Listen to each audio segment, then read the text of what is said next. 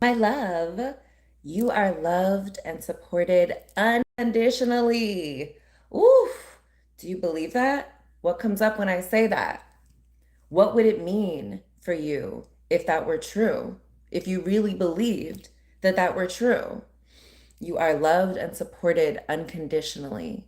I was thinking about the prodigal son, which is a story that's in the Bible, which I feel like people stock in. Um, but yeah, it's this guy. He wants to get his inheritance early and go out and travel and be prodigal, live his life. Um, and his father's like, yeah, sure, and gives him the um, inheritance early while his older brother, just stays back and does what his father wants. And prodigal son goes off and having his fun. And actually, he's only stopped because a famine hits the land that he's in, and so he's just like, oh crap, what am I gonna do? And he's like, I got to go back to my dad and hope that he's gonna like take me back. And he goes back, and his dad is so happy to see him. He throws a big party, and his brother is kind of a hater. He's like, whoa, I've been here this whole time being such a good son, and you throw him a party? You never threw me a party. And the dad's is like, your brother's back. And we're so happy. We love him and we support him unconditionally. Okay?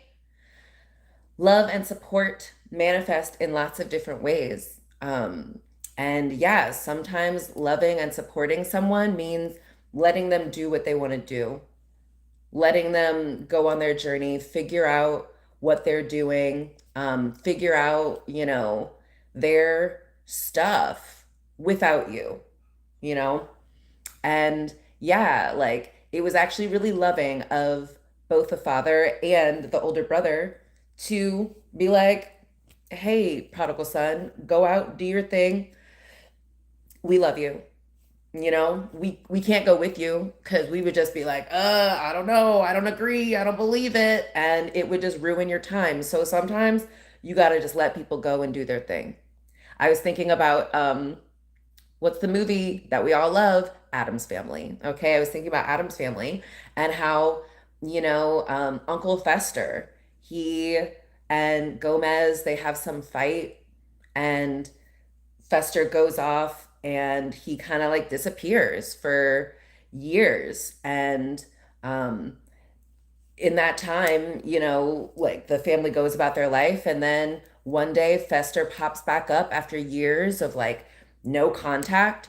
And what does Gomez do? Throws a party. He's so happy. He's so, excited. He, apologizes for everything. And they both apologize, and they just, pick up where they left off, make up for lost time. And I think also in the second Adams Family, Uncle Fester again goes off, gets taken in by a controlling woman, and the rest of the Adams family have to kind of like let him do his thing. They're like, listen, we love you and we support you. So if what you want to do is live with that crazy Debbie, okay, fine. And what happened at the end of both of those? They all became stronger as a family. They grew in love for each other. They found new, expansive ways to love each other and support each other, even if it wasn't like, like they're in contact all the time. Yeah. So, can you believe that, like, you are loved and supported like that? I was thinking about, like, who's like, maybe like the worst person you know. Um, some might say Donald Trump. Some might say Netanyahu. Some might say Ben Shapiro. Um, some might say lots of people, right? And like, all of these people, they still, no matter what they do, no matter what they say, they still have a bunch of people who love and support them unconditionally, without condition, no matter what they say or do. Donald Trump still has a lot of people who love them. Benjamin Netanyahu still has a bunch of people who loves him. And so you can like assume that you are at least as lovable as Donald Trump. You're at least as lovable as Benjamin Netanyahu. The things that you have done are at least as bad as what these men have done. And so you can also have a bunch of love and support. It really doesn't matter if you were to do all the things that Donald Trump does or all the things that, Netanyahu does or Ben Shapiro. People are still going to love you and support you and stay out of your way. They're like, listen, what does Netanyahu need for me? I guess he needs me to just let him go about his day, kind of. And, I can talk about it and grumble about it to my friends, but I pretty much stay out of his way and let him do his thing. Donald Trump, like you might feel however you want to feel about him, but you do make sure he is safe and his needs are all met, that he has, health care he doesn't have to pay for, that he, gets security for him and his family, like you make sure he he gets paid to live off of your money. That's love. That's commitment. I did a quick Google of what love is. Of course, very nuanced emotion, but uh, generally accepted, it's a committed dedication to another's well-being rather than just a fleeting feeling. Committed dedication to another's well-being. Yeah, like look around all the ways, all the people who are committed to your well-being. Of course, the healers in your community, the grocers, the people who are doing their thing so that you can have a peaceful life.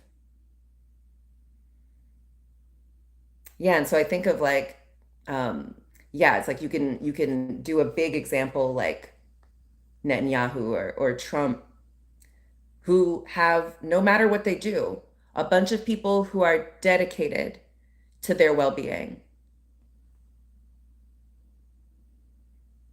So can you believe that like you are also deserving of and capable of receiving the same amount of love that someone like Benjamin Netanyahu, Nee Milikowski, can receive without condition? Like it, you know, it's like it's kind of like it's great. I'm like, wow, like those guys have done some really terrible things, but they still have a bunch of people who are committed to their well-being. So, rest of the definition: manifests as romantic passion, deep friendship, or altruistic care. I think of altruistic care as like providing care, even like out kind of out of the goodness of your heart, or like even to your detriment when you are not receiving any personal benefit from it. So think of all the people who are not necessarily receiving a personal benefit from caring for you, from who are committed to you staying alive, staying healthy. Okay, last part of this definition. So committed dedication to others, another's well-being, rather than just a fleeting feeling. Manifests as romantic passion, deep friendship, or altruistic care, and offers benefits like increased happiness and social connection while triggering brain activity that reduces fear. Mm. So yeah, can you think of all the relationships you have that cause you increased happiness and social connection, and also kind of reduces your fear? You're kind of like, hey, everything's going to be okay when I'm around this person. And like, it's like no matter what you do, I think of like, like my friend has a little sister who, still lives at home, but she doesn't like contribute to the rent. She doesn't like cook the food, and she's kind of a bitch. Okay, she's not even like nice and like like pleasant to be around. But I think she understands that she doesn't have to be. She understands that there are still a bunch of people who are dedicated to her well being, even if she isn't kind or nice or grateful. That's power. Do you believe you have as much power as my friend's little sister? Able to, get her needs met, get herself housing, get, food, have money, have opportunities, have social connections, and still being kind of mean, not really contributing that much, just like understanding that her presence is the present. I know a lot of us are afraid that unless we're performing perfectly, unless we're um, doing what other people want us to do, then that's the only way we're going to get love and support. But I just want to keep pointing out all of these examples where that's not true. I think a lot of people, I'm not a big animal person myself. I'm not a big pet person. It's just I think we get too comfortable with owning another being. All right? I don't think it's a good practice to get into. However, I recognize that a lot of people receive this feeling of unconditional love and support from pets. Also, a lot of people, they will like give unconditional love and support. Like their pet doesn't do anything except, eat their food, and, they can't talk to you, they can't help you pay the bills, but you still love it and support it. Even if they're like a jerk, even if they're like messing up your furniture and like barking and being annoying, like you still love it. So why do you think you can't receive that kind of love and support? Why do you think you're not already receiving that kind of love and support unconditionally? You might still be thinking that you have to, yeah, you have to, look a certain way. You have to like be kind. You have to, be a good girl, a good boy, a good child, a good employee, and then you will receive love and support. But like, I don't know, there's just so many examples where that's not true. People have a much higher or like a much like longer leash for other people than we realize they do. I think about all of the, like people in my life who I've kind of just like let them be themselves, even if they weren't that nice to me, even if they were, very like demanding. I'm like, well, that's just them. Like, so okay, what do they need? Like some space? Okay. What do they need? Some advice? Okay, I'm gonna give it to them. What do they need? This. And like, if we can like see, yeah, like that is all available to us. Other people will do that to us too. They might not like what you say, they might not like how you say it, but they are gonna love you and they are gonna support you unconditionally.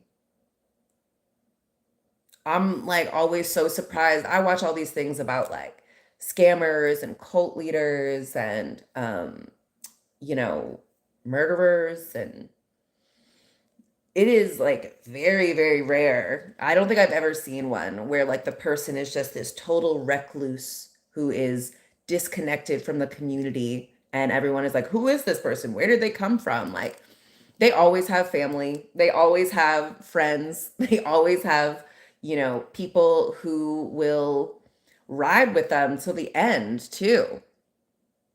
People who are like, listen, love is not just a fleeting feeling. I am committed to this person. So don't let, oh, this one thing they did stop you from loving and supporting them. Stop you from being committed to their well-being.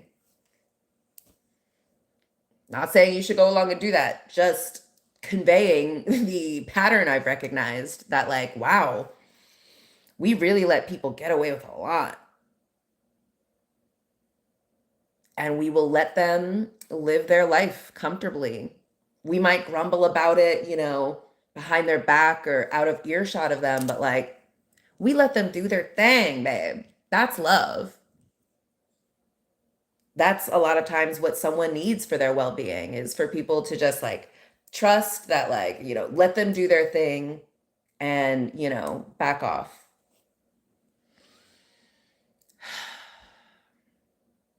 So yeah, what would you do if you knew you were loved and supported, regardless of what you did?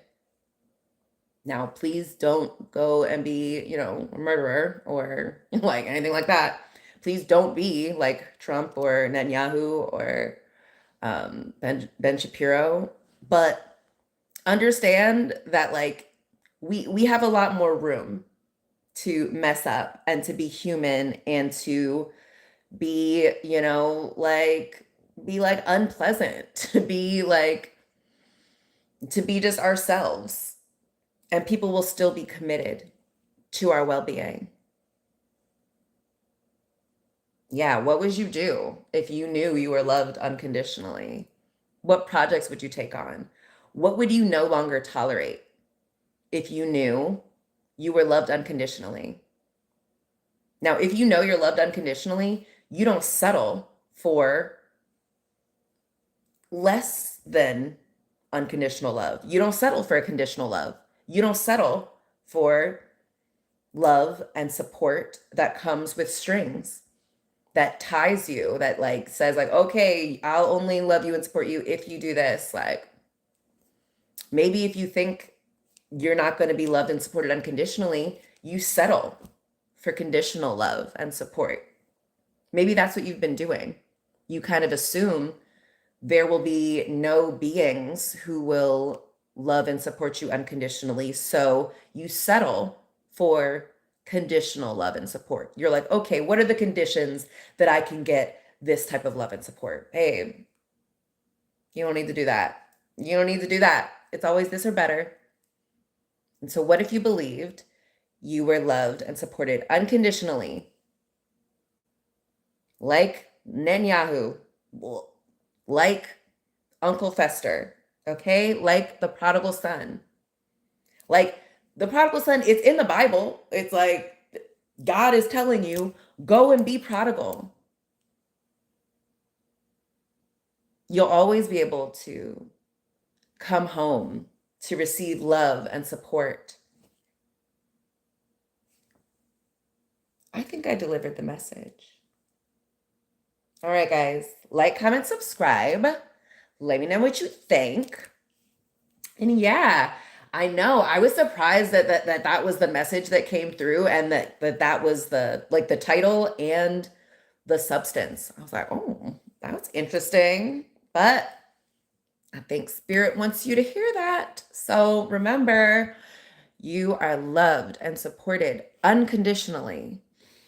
So how do you start moving? How do you move tomorrow with this newfound understanding? Let me know, all right? I'll talk to you Earth Angels later, okay? Love you. Bye.